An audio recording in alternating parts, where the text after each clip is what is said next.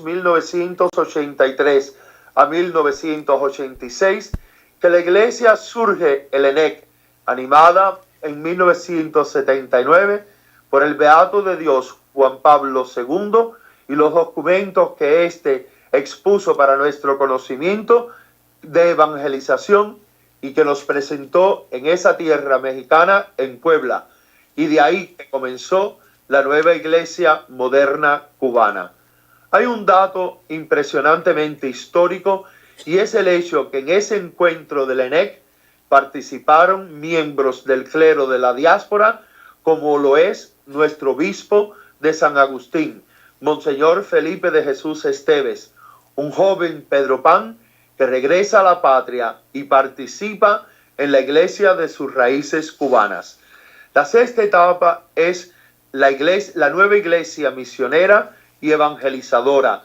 Surge con un gran ímpetus en 1986, un nuevo amanecer que lo logra a la luz de su rica experiencia de ser una iglesia silente, en medio de su activa vida de oración y presente en su pueblo, completamente enraizada en su fuerza de ser cuerpo místico del Señor y por lo tanto completamente encarnada en su sentido misionero.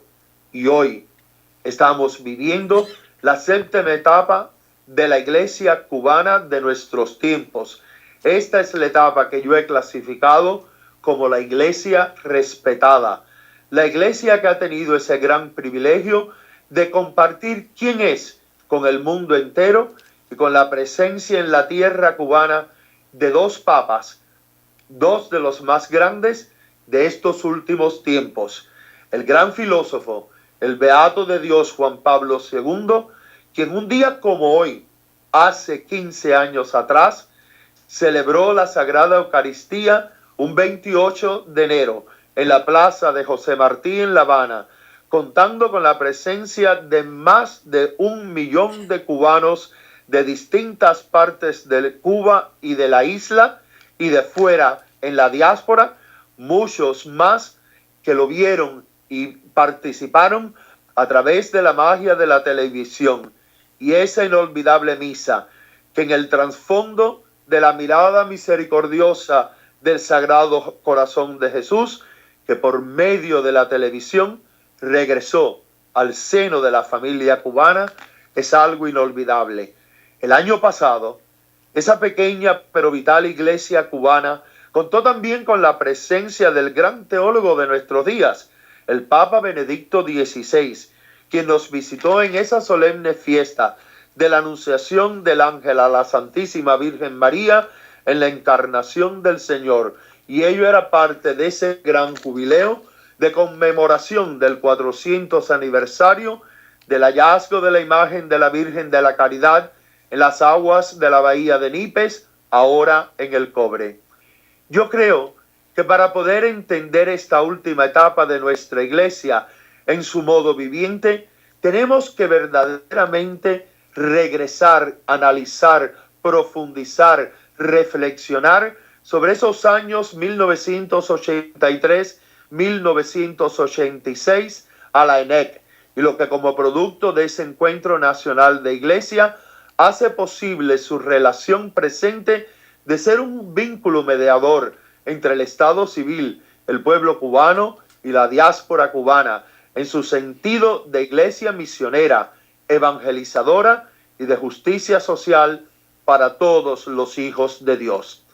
Entre 1987 y 1997 se comienza a romper las barreras de la desconfianza entre los cubanos de fe, tanto de un lado del Atlántico como en los otros mares, donde quieras que hay un cubano. Poco a poco se empiezan a tener contactos con nuestros hermanos de la isla, contactos fundamentados en serios y respetuosos lazos de amor, lazos productivos, educativos y saludablemente llenos del desafío que siempre nos proporciona nuestra fe. Poco a poco comienzan a visitar la isla los teólogos cubanos de la diáspora y viceversa, y comienza un periodo de nutrición intelectual humano, de entendimiento y de mutuo respeto especialmente en ambos lados del estrecho de la Florida. En 1992, la diáspora se dispone a vivir las comunidades de reflexión eclesial cubana en la diáspora, CRECED, un vínculo de reflexión evangelizador similar, entre comillas, al ENEC, que le proporciona a la diáspora la oportunidad de reflexionar sobre quiénes somos y hacia dónde deseamos ir como pueblo cubano, un pueblo que vive dos historias paralelas vinculadas por una misma patria y una sola fe.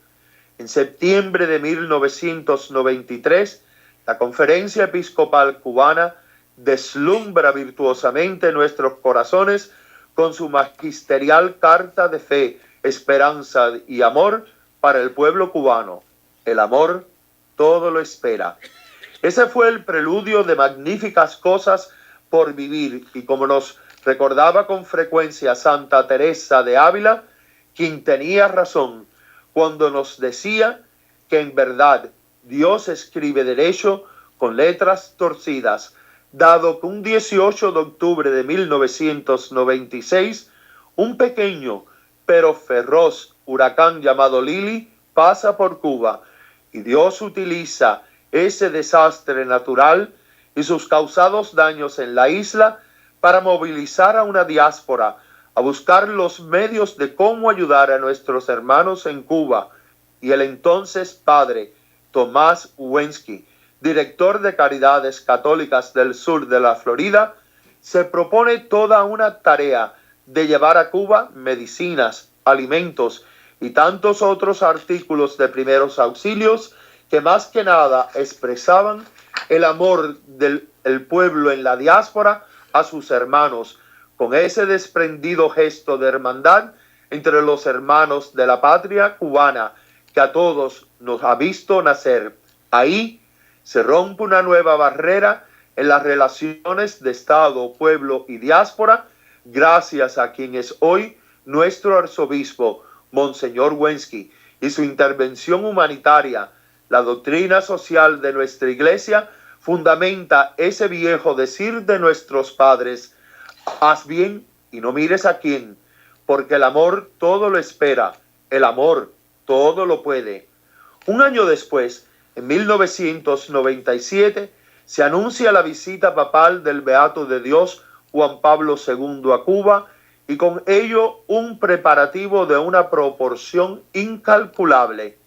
Por primera vez, de forma sistemática, se reúne el clero de la diáspora con el clero cubano dentro de Cuba, en la Casa Jesuita de Altagracia en Santo Domingo, y desde entonces nos hemos reunido anualmente en distintas partes del hemisferio, incluyendo La Habana y El Cobre, sin limitaciones de dialogar, los cuales en el año 2000 incluyó por primera vez a los laicos de la diáspora y de dentro de Cuba en este importantísimo proceso de la reunión de un solo pueblo, abriendo espacios de mutuo amor, impulsados y unidos por la fe.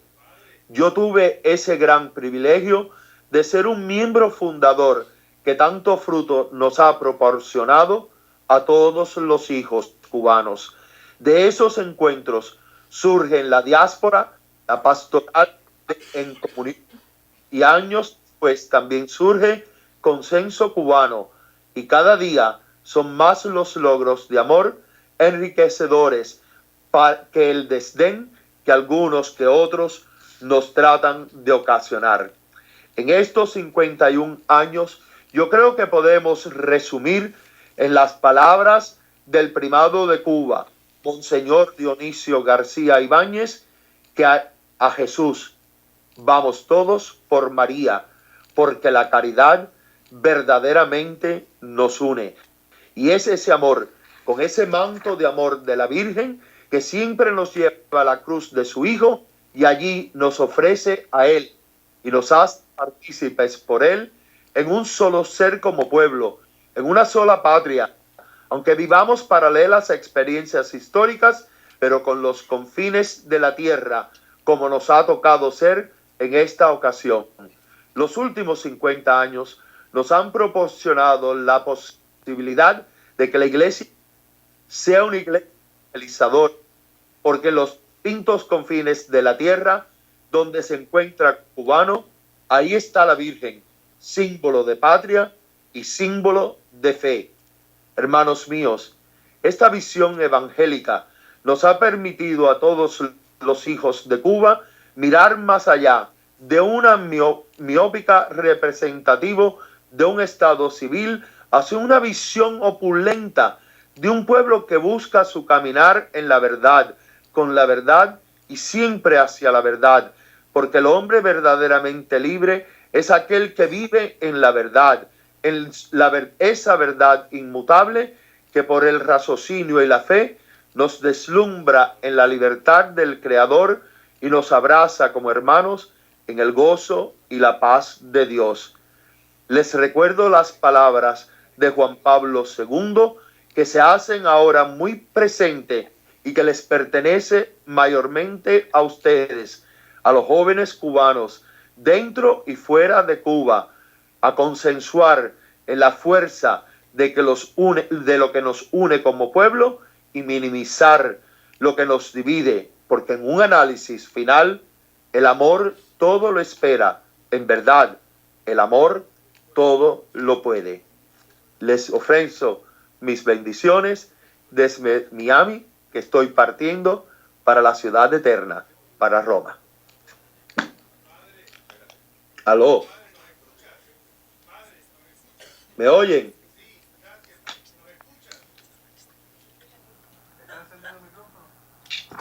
¿Está pasando para allá? Padre, ¿nos escuchas? El escucho, págame. Está el micrófono. Padre, ¿nos oyes? Padre, Díganme. ¿nos escuchas? Sí. Ahora no se oye nada. Aló, padre. Padre, ¿me escuchas? Es Manny. Padre, Ok. Padre, diga. haznos un favor, gracias por esa ponencia. Ya no tenemos tiempo, pero en una frase, como decimos en inglés, ¿cuál es el bottom line? The bottom line no es difícil. Ustedes tienen toda una vida por delante. Ya tengo 62 años. Ya yo he vivido la mayor parte de mi vida. Ustedes tienen que coger esas palabras de Juan Pablo II que dijo, Cuba necesita abrirse al mundo y el mundo necesita abrirse a Cuba, porque el destino de Cuba está en las manos de los cubanos. Ustedes son la juventud. Todos los que estén ahí presentes, con menos de 45 años, ustedes son los que pueden llevar verdaderamente como una gran realidad el sueño de todos nosotros, el sueño de que seamos un pueblo unidos en la fe, unidos en la patria, unidos por el amor ese invencible que está dentro de nuestros corazones. Concéntrense en los puntos que nos unen, no en lo que nos dividen, y hagan de eso verdaderamente una nueva Cuba, una Cuba de esperanza, una Cuba de amor para todos los cubanos. Gracias, Padre. Gracias por compartir con nosotros desde Miami. Estás aquí en espíritu, en el corazón. Te queremos y estás en nuestras oraciones. Gracias. Gracias a ustedes y muchas bendiciones. In nominis Patris et Filio Espíritu Santo. Amén. Amén. Gracias. Les quiero. Gracias. Ahora, para cerrar, quiero pedirle a nuestros amigos que están compartiendo en este panel que comparten un resumen de 2 minutos cada uno, por favor. Yaxis. 2 minutos mucho. Yo creo yo quiero quedarme con una idea que ha dicho el padre Elías, y es que hay que buscar cuestiones que nos unen. Y creo que la iglesia cubana, no la de la última etapa, diría yo, sino la de todo ese recorrido, ha enseñado a los cubanos muchos valores que nos pueden unir, valores como la humildad, la perseverancia, la austeridad y bueno, en fin. Y también quería decir algo muy importante que lo ha hablado no sé, seguramente el Padre Elías sabe quién es Dagoberto Valdés, y ha hablado mucho del daño antropológico. El futuro de Cuba no solo pasa por un cambio político o un cambio económico, sino que también pasa por una reconstrucción de la misma persona del cubano. Una persona que dejó de ser persona para ser masa. Una persona que dejó de ser libre, que dejó de saber que tenía derecho. Por tanto, yo creo que la Iglesia, uno de los principales servicios que puede ofrecer a la Cuba de hoy y a la Cuba del futuro, es ayudar a eso, a construir personas como lo hizo Varela en su momento y como lo ha hecho la Iglesia esa humilde y sincera durante tantos años. Gracias. Gracias, Yaxis. Oíla, 2 minutes. Dios mío, Padre, primero saludarlo. Desde Santiago no nos veíamos. Aquí estamos entonces en esta reunión que ha sido muy beneficiosa. Creo que se han hablado y sacado puntos muy positivos. Y yo personalmente, pues, al tener la posibilidad de haber visto la Iglesia trabajando en Cuba en estos momentos, tengo una fe grandiosa de que se va a seguir creciendo no solamente en personas, sino creciendo en posibilidades, creciendo en hacer que nuestra doctrina social cristiana les llegue y se pueda a esos nuevos cuentapropistas, esos nuevos negocios, esos nuevos espacios que se abren dentro de una teoría de nuestro sistema o creencias de lo que debe ser compartir y salir adelante para todos en Cuba, y así será, creo yo, con el favor de la Virgen. Que así sea, gracias. Alfredo. Padre, un saludo para ti y gracias por participar con nosotros. A mí me anima mucho el pensar que podemos tener esta conversación sobre el papel de la Iglesia como mediadora con el Estado, el pueblo y la diáspora. Porque ¿quién mejor que la Iglesia, que siempre se enfoca en la dignidad humana de cada ser humano, que sabe que cada cubano es digno de respeto y que a través de la Iglesia y los espacios sagrados que ofrece la Iglesia y que se siguen incrementando a lo largo y ancho de la isla? Lo digo porque lo he visto, lo digo, es un testimonio personal, puedo hablar simplemente de las cosas que he visto. Y a los cubanos que hemos podido conocer en Cuba, son cubanos que quieren esa integración de la nación cubana, tienen un ánimo extraordinario de ver cómo los que nos seguimos afuera podemos ser parte de un futuro en Cuba. Y eso nos anima mucho. Quisiera cerrar con unas palabras del beato Juan Pablo II, que en el 98 ya él, como gran profeta, ya preparó el camino para el llamado a todo cubano a ver en la Iglesia ese espacio sagrado y ver en la Iglesia un mediador para la integración de la nación cubana. Dice el beato Juan Pablo II: animen a los fieles laicos a vivir su vocación con valentía y perseverancia, estando presentes en todos los sectores de la vida social, dando testimonio de la verdad sobre Cristo y sobre el hombre, buscando en unión con las demás personas de buena voluntad soluciones a los diversos problemas morales, sociales, políticos, económicos, culturales y espirituales que debe afrontar la sociedad, participando con eficacia y humildad en los esfuerzos para superar las situaciones veces críticas que conciernan a todos, a fin de que la nación alcance condiciones de vida cada vez más humanas.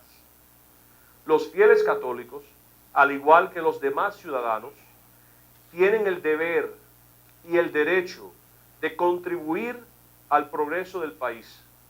El diálogo cívico y la participación responsable pueden abrir nuevos cauces a la acción del laicado, y es de desear que los laicos comprometidos continúen preparándose con el estudio y la aplicación de la doctrina social de la Iglesia para iluminar con ella todos los ambientes. Y concluye el beato Juan Pablo II: sé que su atención pastoral no ha descuidado a quienes por diversas circunstancias han salido de la patria, pero se sienten hijos de Cuba. Y también existimos los que nacimos fuera de Cuba, que nos sentimos hijos de Cuba. En la medida en que se consideren cubanos, estos deben colaborar también evitando confrontaciones inútiles, constructivo y respetuoso al progreso de la nación. Creo que si algo puede resumir las diferentes experiencias es que hay mucho que hacer. Ver el llamado del Santo Padre, ambos, tanto Juan Pablo como Benedicto, a enfocarnos en la verdad y buscar las cosas que nos unen y manejar nuestros disensos y tener un espíritu constructivo basado en que somos un solo pueblo. Bueno, yo quiero cerrar con un mensaje personal. Y solamente puedo hablar de mi experiencia y que comparto una experiencia con Alfredo porque somos los únicos dos en este panel que nacimos en Miami. Alfredo y yo y mi esposa Helen, que está aquí conmigo en esta conferencia, representamos a cientos de miles de cubanos nacidos en el exilio, hijos de padres que salieron a los 12, 13 años, nietos de abuelos que salieron de Cuba y lo dejaron todo.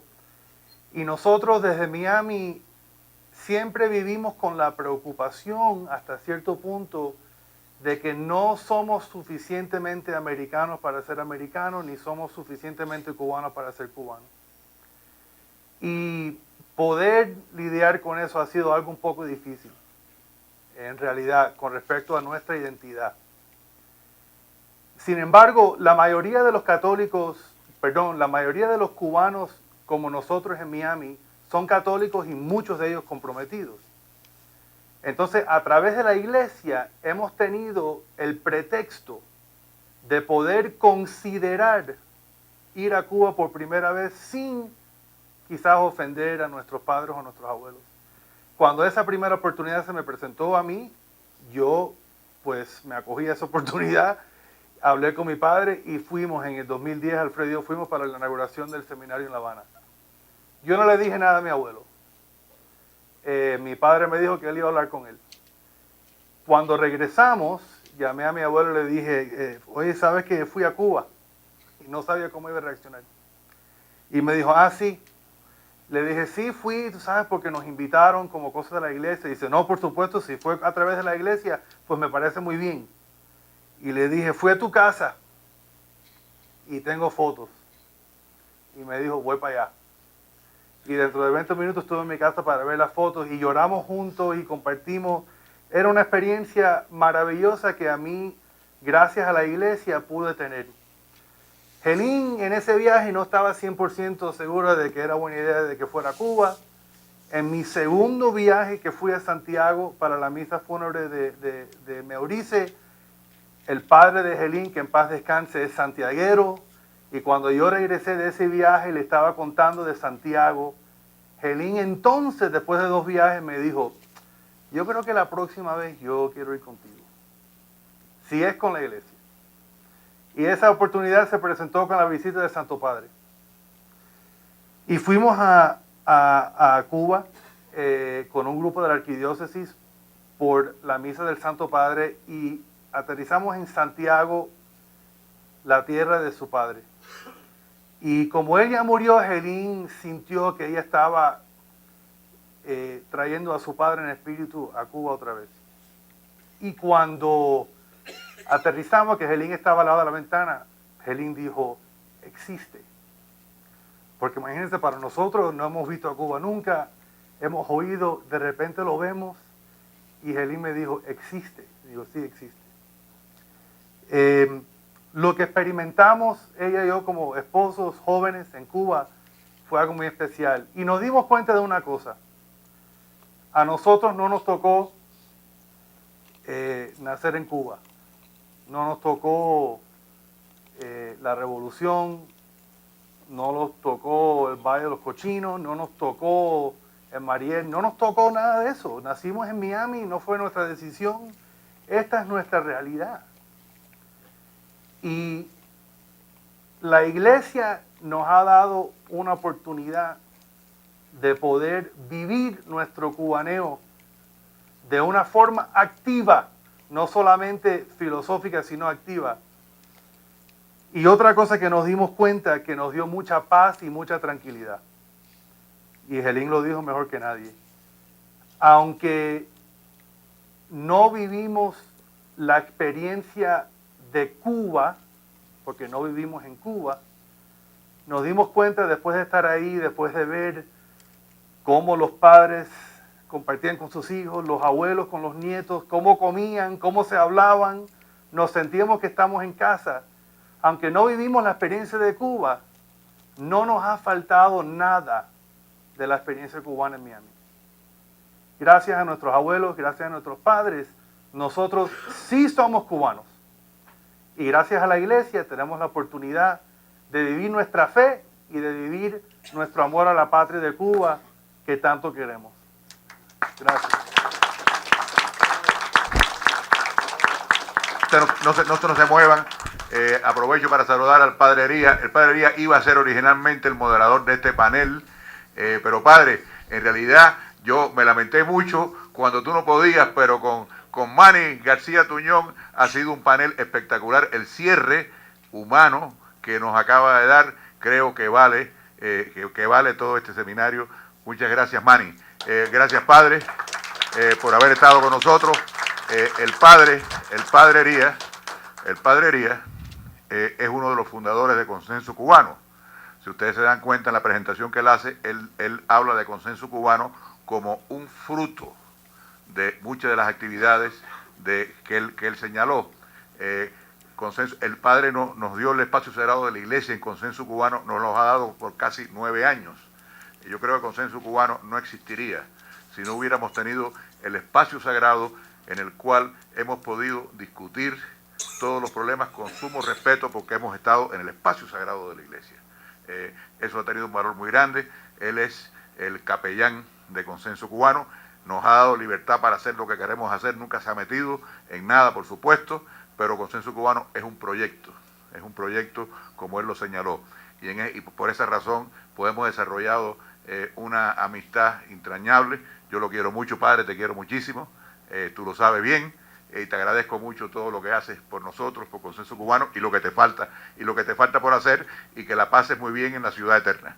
Entonces, ahora para cerrar, quédense por favor ustedes, vamos ya a cerrar el evento. Ha sido un día largo, desde las 9 de la mañana a las 6 de la tarde. ¿Me parece diciendo algo? Patrón de las cosas imposibles, y también en el descubrimiento de Cuba por Cristóbal Colón. Y hoy ustedes se reúnen en México, esa tierra que tanto Juan Pablo II ha amado, en el 15º aniversario de esa celebración eucarística que él celebró un día como hoy en la plaza de José Martí en La Habana. No es accidental. Créanme, hermanos míos, Dios nos revela su amor y su misericordia y nos está hablando profundamente al corazón cubano. Que Dios me los bendiga. Muchas gracias, Padre. Sí, lo que él dijo que no lo oímos, pero yo sé por qué lo dijo. Él estaba hablando de Consenso Cubano y estaba diciendo que el Consenso Cubano se crea en Roma por accidentes de la vida, de lo que estábamos en Roma. Creo que está Carlos Saladiga, está aquí, de lo que estábamos en Roma. Perdón, pero me están diciendo por ahí atrás, dime.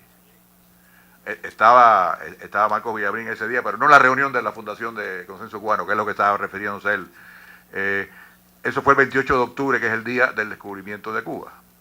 Y lo que estaba diciendo que es el día de San Judas Tadeo, que es el santo de las causas imposibles. San Judas Tadeo, nosotros en la cárcel rezábamos todas las noches un rosario a San Judas Tadeo y salimos de la cárcel milagrosamente. Toda la gente de Playa Girón, que íbamos a estar 30 años, y nada más que estuvimos 2 años, le damos las gracias a San Judas Tadeo. Y yo, antes de darle la palabra al doctor Stefan Jost, que es y agradecerle una vez más a la Konrad Adenauer, al staff, a Marie, al doctor Jost, el que haya hecho posible que nosotros nos reunamos aquí, yo sencillamente le quiero dar las gracias, le quiero dar las gracias a Dios por permitirnos esto, y por supuesto a la Virgencita de Guadalupe, que todos queremos tanto. Doctor Jost, usted cierra el acto. Los quiero y me tengo que ir yo. Estaré rezando por ustedes en Roma. Adiós, chao. Bueno, muchas gracias. Lamentablemente el padre se ha despedido porque en el viaje que tuvo con mi esposa en noviembre a Miami, esa era una de las reuniones más impactantes. Primero porque aunque un alemán más o menos latinizado me cuesta que uno me hace esperar 1 hora y media. Y eso nos ocurrió. Pero como dice mi esposa, Dios sabe qué hace. En esta 1 hora y media conocí por casualidad el obispo auxiliar de Habana, que estaba en su último día en Miami. Y como Dios es chico, Dios es grande y el mundo es chico, perdón. La familia de este obispo auxiliar viene de mi región.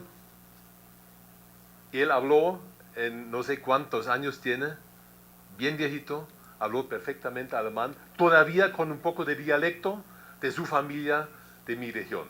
Así que esta 1 hora y media valió la pena y mucho más después conocer al padre con su risa, con todo su esfuerzo hasta corporal y su realismo también al mismo momento me impactaron. Como me impactó también todo el seminario. Yo, digamos, tengo una desventaja y una ventaja para ustedes. Yo, como leí algo de Cuba, lógicamente, en los años anteriores, pero recién desde hace 4 o 5 meses estoy a cargo de eso, soy supuestamente aquel que lo menos sabe de Cuba en comparación que ustedes.